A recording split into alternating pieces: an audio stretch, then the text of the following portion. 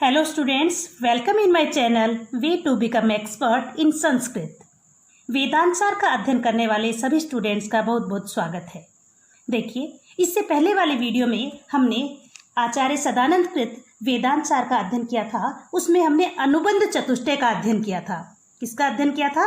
अनुबंध चतुष्टय। देखिए, अनुबंध चतुष्टय में क्या क्या आते हैं? वो चार अधिकारी,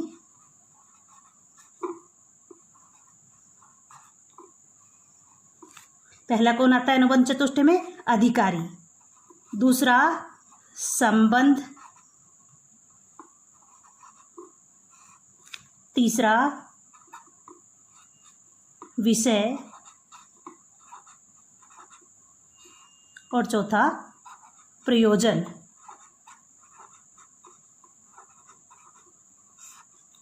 देखिए, इसका तात्पर्य है कि अधिकारी यानी वेदांत सार नामक ग्रंथ को पढ़ने का अधिकारी कौन है? अधिकारी कौन है मीन्स कौन इसका अध्ययन कर सकता है? संबंध, इसमें किसका किससे संबंध बताया गया है? विषय क्या है? और इस ग्रंथ का प्रयोजन क्या है? देखिए, आचार्य सदानंद जी कहते हैं कि इस ग्रंथ को पढ़ने का अधिकारी वही है जो साधन चतुष्टय से संपन्न है। जो साधन चतुष्टय से संपन्न है। वे साधन चतुष्टय कौन कौन से हैं? देखिए, कहा है साधन चतुष्टय संपन्न प्रमाता एवं अधिकारी। साधन चतुष्टय संपन्न प्रमाता।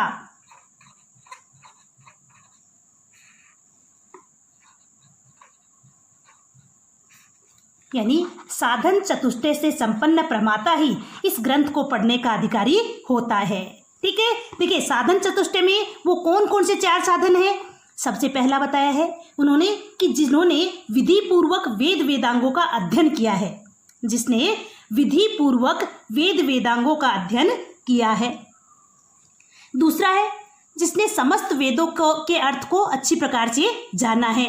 पहला वेद वेदांगों का अध्ययन किया है, दूसरा उन वेदों का अर्थ जाना है, तीसरा क्या है? देखिए, जिन्होंने इस जन्म में या जन्मांतर में भी पूर्व जन्म में, इस जन्म में या पूर्व जन्म में काम्य कर्म, निषेध किए गए कर्मों का त्याग करके नित्य नैमित्तिक प्रायश्चित और उपासना आदि समस्त कर्म करके जिनके मन की सारी कलुषता समाप्त हो गई है, अर्थात जिसके सारे पाप धुल गए हैं। ठीक है, और चौथा क्या है? जिसका जो है अंतःकरण नितांत निर्मल हो गया है। चौथा क्या है? अंतःकरण का नितांत निर्मल होना। देखिए, फर्स्ट क्या है? वेद वेदांगों का अध्ययन, वेद व वेदांगों का अध्ययन।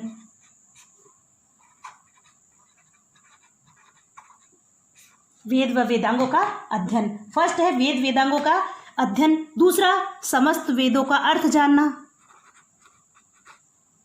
समस्त वेदों का अर्थ जानना। तीसरा जिसके सारे यानी किसमें, इस जन्म में या पूर्व जन्म में, जिसने काम्य कर्म। देखिए, जब काम्य कर्म की बात आती है, काम्य कर्म मीन्स कहने का मतलब जो है स्वर्ग प्राप्ति आदि के लिए किया गया, जैसे ज्योतिष्टोम यज्ञ आदि मीन्स जैसे हमारी जो इच्छित कर्म है, ठीक है, उसकी इच्छित चीज की प्राप्ति के लिए किए गए कर्म। जैसे हम स्वर्ग प्राप्ति के लिए कौन सा यज्ञ करते हैं? ज्योतिष्टोम यज्ञ करते हैं। ठीक है, उस प्रकार से जो है किसी भी इच्छित वस्तु की प्राप्ति के लिए, इच्छित चीज की प्राप्ति के लिए किया गया कर्म जो है वो क्या कहलाता है? काम्य कर्म कहलाता है। नेक्स्ट है निषिद्ध कर्म। देखिए, निषिद्ध कर्म में क्या आता है? मीन्स जिनका हमारे शास्त्रों में मना किया गया है, जिसको मना किया गया है कि ये कर्म हमें नहीं करने चाहिए। जैसे हम ब्राह्मण हत्या करते हैं, ब्राह्मण हत्या आदि करने से हमें नरक आदि की प्राप्ति होती है। इसलिए ब्राह्मण हत्या का हमारे शास्त्रों में निषेध किया गया है, उसको मना किया गया है कि हमें ब्राह्मणों की हत्या नहीं करनी चाहिए। तो नरक आदि की प्राप्ति कराने वाले ब्राह्मण हत्या आदि का निषेध करना। ठीक है, तो ऐसे कर्मों को जो जिन कर्मों के लिए निषेध किया गया है अर्थात मना किया गया है, ऐसे कर्म न करना। तीसरा आता है नित्य कर्म, जिसने नित्य और नैमित्तिक कर्मों से, नित्य मीन्स जो हमारे प्रत्येक दिन किए जाने वाले संध्या वंदना आदि कर्म, संध्या वंदना आदि कर्म किस में आते हैं? नित्य कर्म में आते हैं। नेक्स्ट आता है हमारा नैमित्तिक।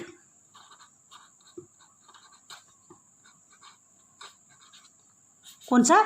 नैमित्तिक। नैमित्तिक मीन्स किसी विशेष अवसर पर किसी निमित्त मात्र से किया गया कर्म क्या कहलाता है? नैमित्तिक कर्म कहलाता है। जैसे पुत्रोत्पत्ति के अवसर पर जातेष्टि यज्ञ आदि किया जाता है, उसको बोलते हैं नैमित्तिक कर्म।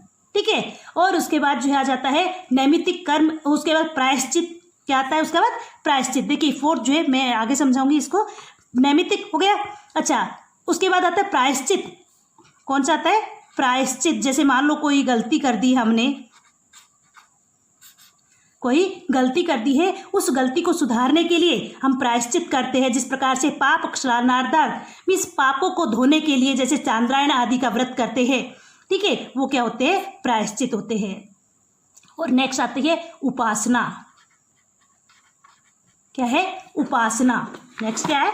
उपासना। उपासना में आता है जैसे ब्रह्म विषयक मनोवृत्ति के, जैसे हमारे मन में ब्रह्म विषयक मनोवृत्ति मीन्स हमारे मन की वृत्ति ब्रह्म से संबंधित है, तो ब्रह्म विषयक मनोवृत्ति के स्थिरीकरण के लिए मीन्स स्थिर रखने के लिए की जाने वाली उपासना जो है, इस प्रकार के कर्म करके जिसने काम्य कर्म, निषिद्ध किए गए जो है निषिद्ध कर्म, नित्य, नैमित्तिक, प्रायश्चित और उपासना आदि से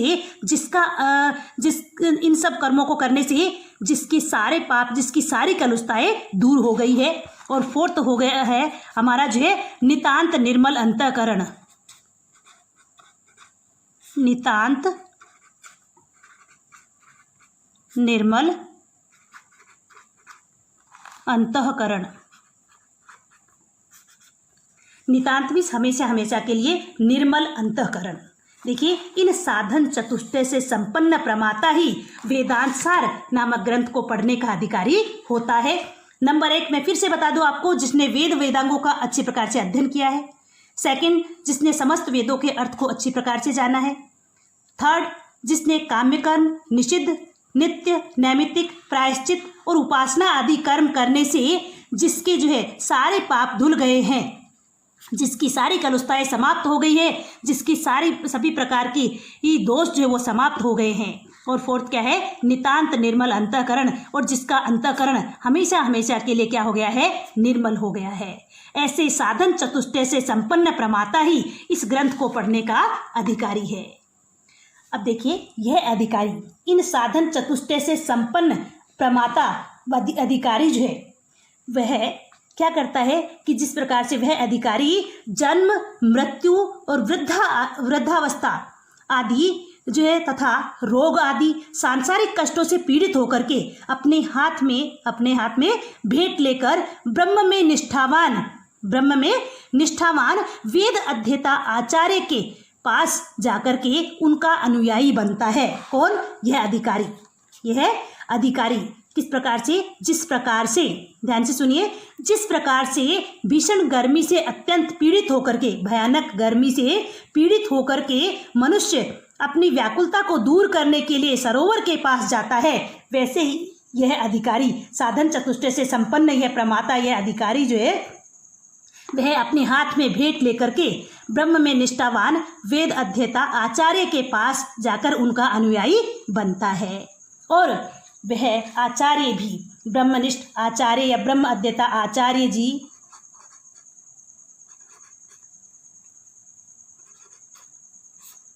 वह आचार्य भी उस पर कृपा करके, किस पर? उस अधिकारी पर कृपा करके कि यह जो है ब्रह्म विषयक ज्ञान प्राप्त करना चाहता है, ब्रह्म संबंधित ज्ञान प्राप्त करना चाहता है, ऐसा समझ करके वह आचार्य जी जो है वह भी अपने शिष्य की पीड़ा को दूर करने के लिए उसको अध्यारोप का ज्ञान प्रदान करता है। किसका ज्ञान प्रदान करता है?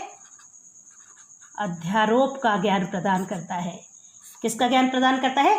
अध्यारोप का ज्ञान प्रदान करता है। अब देखिए ये अध्यारोप क्या होता है? यह अध्यारोप होता क्या है? देखिए अध्यारोप के बारे में बताते हैं कि असर्प भूतायाम रज्जौ सर्पारोपवद वस्तुनि वस्तुआरोप अध्यारोप। ध्यान से सुनिए क्या कहते हैं? असर्प भूतायाम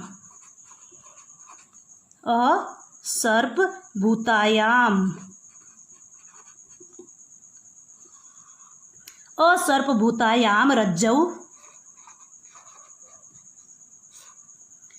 असर्पभूतायाम मीन्स जो सांप से रहित स्थिति वाले रज्जौ मीन्स रस्सी में सर्पारोपवद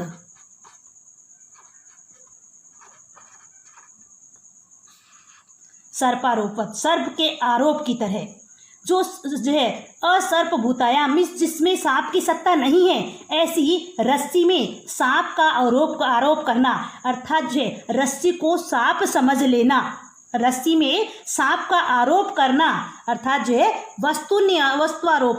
देखिए ध्यान से वस्तु में अवस्तु का आरोप अगर शाब्दिक अर्थों में समझे वस्तु में अवस्तु का आरोप ही अध्यारोप कहलाता है। देखिए वस्तुन्यवस्त्वा रोपो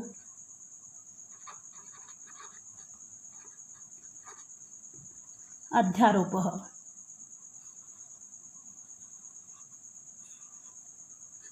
अगर इसको ध्यान से समझे देखिए वस्तुनि इसका संधि विच्छेद करके समझेंगे तो क्या होंगे वस्तुनि मीन्स वस्तु में ठीक है अवस्तु मीन्स अवस्तु का आरोप मीन्स आरोप अध्यारोप कहलाता है। वस्तु में अवस्तु का आरोप अध्यारोप कहलाता है। यानी आचार्य जी उस शिष्य पर कृपा करके शिष्य को अध्यारोप का ज्ञान प्रदान करते हैं अध्यारोप के बारे में बताते हैं। और क्या होता है अध्यारोप असर्पभूतायाम रज्जौ सर्प आरोपवत मीन्स जो सांप की सत्ता से रहित रस्सी में सांप का आरोप अध्यारोप कहलाता है। अर्थात वस्तुनि अवस्तुआरोप मीन्स वस्तु में अवस्तु का आरोप अध्यारोप कहलाता है। जरा ध्यान से देखिए क्या कहते हैं वस्तु में अवस्तु का आरोप वस्तु में अवस्तु का आरोप वस्तु में अवस्तु का आरोप। देखिए रज्जौ मीन्स रस्सी है वो क्या सांप नहीं है रस्सी है सांप नहीं है लेकिन रस्सी में सांप का आरोप क्या कहलाता है अध्यारोप। वस्तु में अवस्तु का आरोप क्या कहलाता है अध्यारोप कहलाता है।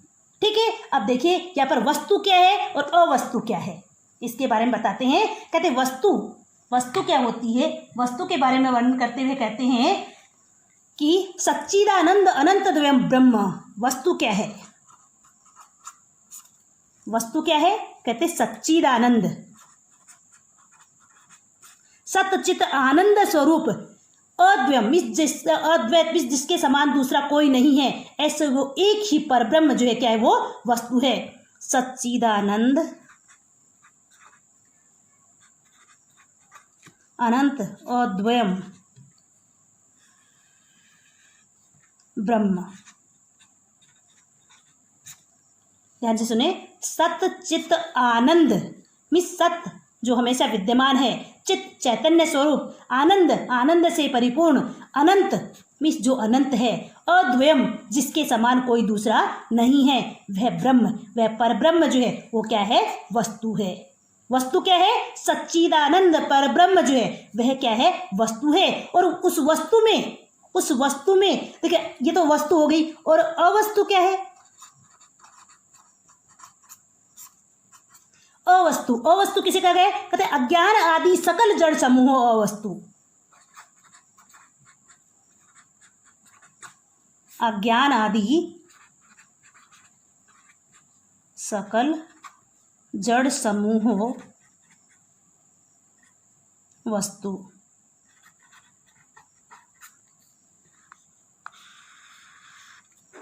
ध्यान से देखिए अज्ञान आदि सकल जड़ समूह अवस्तु मीन्स अज्ञान आदि सकल मीन्स समस्त जड़ और चेतन सभी का समूह क्या कहलाता है अवस्तु कहलाता है।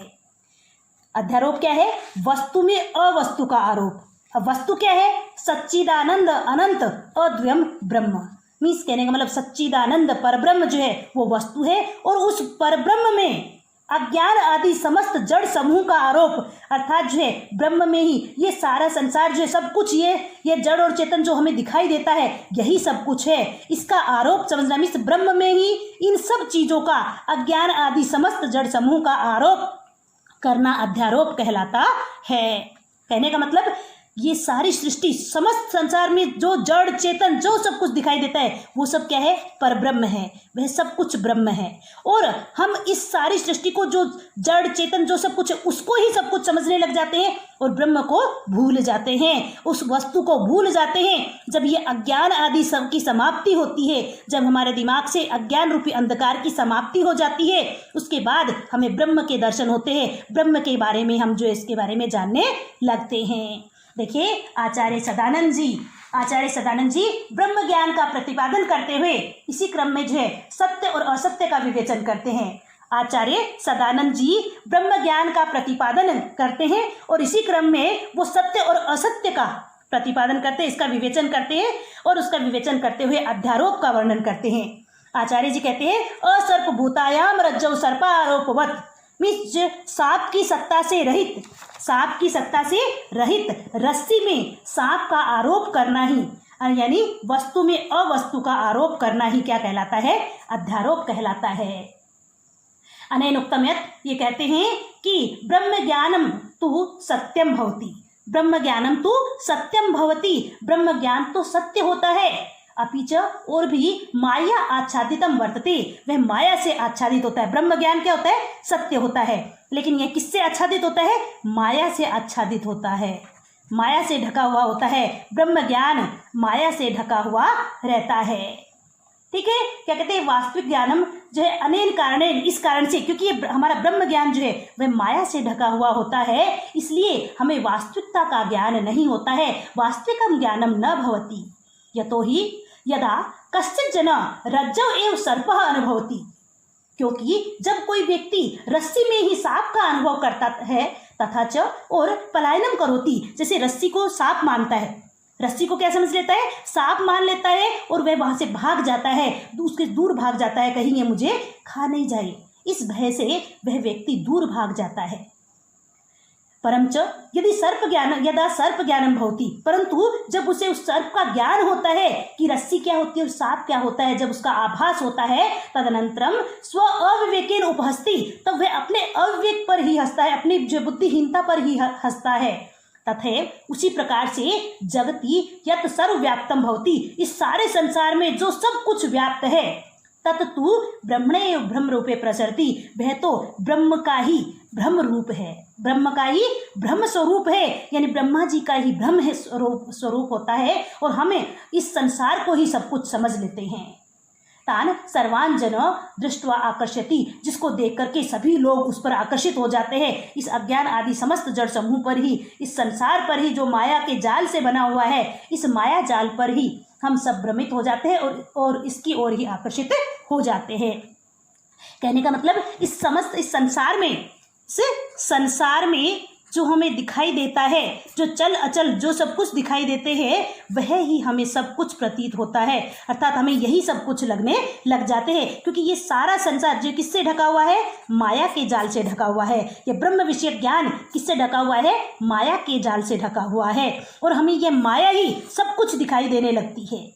हम इस माया को ही इस सारे संसार का सार समझ बैठते हैं और उस ब्रह्म ज्ञान से क्या हो जाते हैं, दूर हो जाते हैं।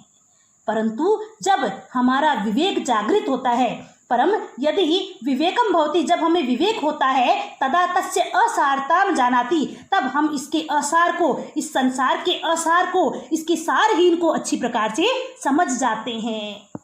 और ज्ञानम प्राप्य च आनंदी भवति, और ज्ञान को प्राप्त करके आनंदित हो जाते हैं। अतएव उक्तम यत्, इसलिए कहा गया है कि अज्ञानात् विनाशेन ज्ञानम प्राप्य जनः अहम ब्रह्मास्मि इत्यादय महावाक्यर्थस्य ज्ञानम प्राप्नोति।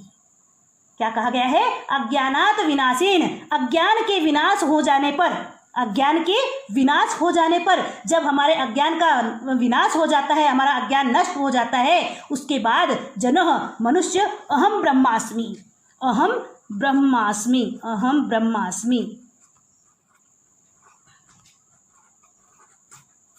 अहम ब्रह्मास्मि ये जो है वेद वाक्य है, मैं ब्रह्म हूँ, अहम ब्रह्मास्मि, मैं ब्रह्म हूँ। इस प्रकार के महावाक्य के अर्थ के ज्ञान को प्राप्त कर लेता है कि मैं ब्रह्म ही हूँ। मैं कौन हूँ? ब्रह्म ही हूँ। अब अहम ब्रह्मास्मि और तत्त्वम असि, वह तुम ही हो। ठीक है, इसके ज्ञान को गुरुजी अच्छी प्रकार से, आचार्य जी अच्छी प्रकार से शिष्य को समझाते हैं। पहले अज्ञान आदि सकल जड़ समूह को अच्छी प्रकार से समझाएंगे, और जब मनुष्य की चित्तवृत्ति से अज्ञान आदि का जाल समाप्त हो जाता है, अज्ञान का पर्दा हट जाता है, तब उसे ब्रह्म ज्ञान का आभास होता है, ब्रह्म ज्ञान की अनुभूति होती है, और तब उसे अहम ब्रह्मास्मि मीन्स देखिए, अब ये अहम ब्रह्मास्मि, मैं ब्रह्म हूँ, इसका आभास पहले आचार्य जी स्वयं प्राप्त करते हैं। इसका आभास स्वयं आचार्य जी करते हैं, स्वयं उसका ज्ञान प्राप्त करते हैं। अब इसका ज्ञान किस प्रकार से प्राप्त करते हैं? कहते हैं कि जैसे जिस प्रकार से एक सरोवर है, ये क्या है? ये सरोवर है, इसके अंदर जल है, जल भरा हुआ है। अब इस सरोवर के जल में से हम यहाँ से पानी निकाल करके ले जाएं, हम इस सरोवर के जल में से यहाँ से पानी निकाल करके ले जाए, अब वो कोई लोटे के रूप में ले जाएगा, कोई गिलास के रूप में ले जाएगा, कोई घड़े के रूप में ले जाएगा, अलग अलग भिन्न भिन्न प्रकार से लोग यहाँ से जल निकाल करके ले जाते हैं। लेकिन जल किसका रहता है? इस जलाशय का ही रहेगा, इस तालाब का ही रहेगा, समुद्र का ही रहेगा। वो पानी तो उसको समुद्र तो नहीं कह सकते, लेकिन क्या होता है, वह पानी समुद्र का ही है।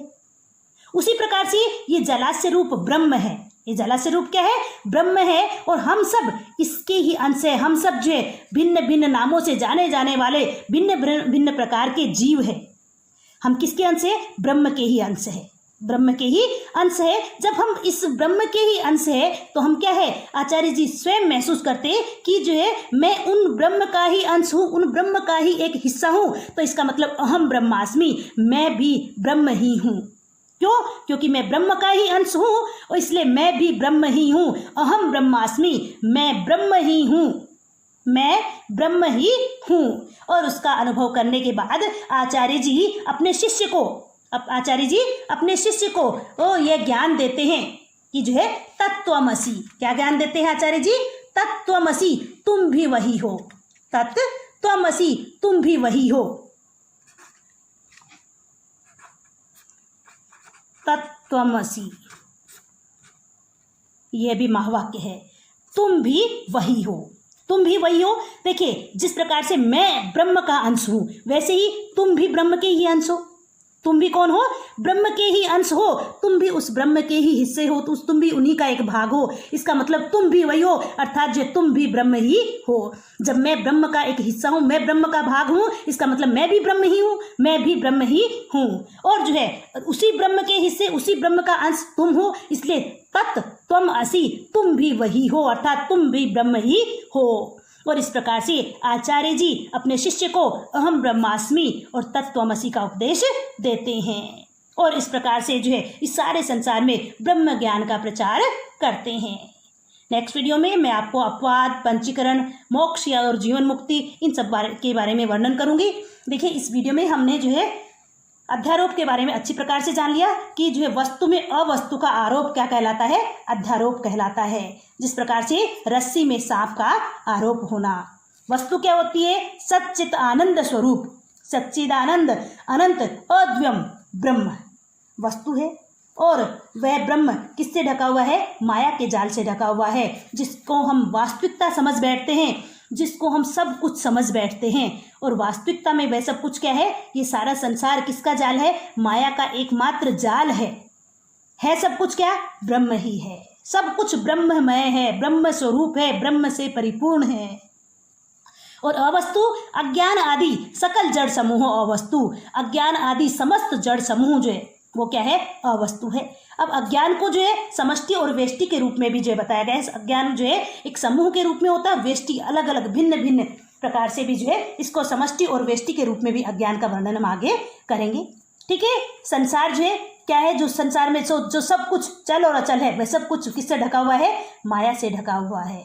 ठीक है, और उसके बाद गुरुजी अहम ब्रह्मास्मि और तत्त्वमसि का उपदेश देते हैं। ठीक है, आज की वीडियो में इतना ही। नेक्स्ट वीडियो में मैं आपको अपवाद के बारे में बताऊंगी, मोक्ष, जीवन मुक्ति, इन सब के बारे में वर्णन करूंगी। अगर आप साधन चतुष्टय यानी जो है अनुबंध चतुष्टय देखना चाहते हैं तो इससे पहले वाली वीडियो में देखें।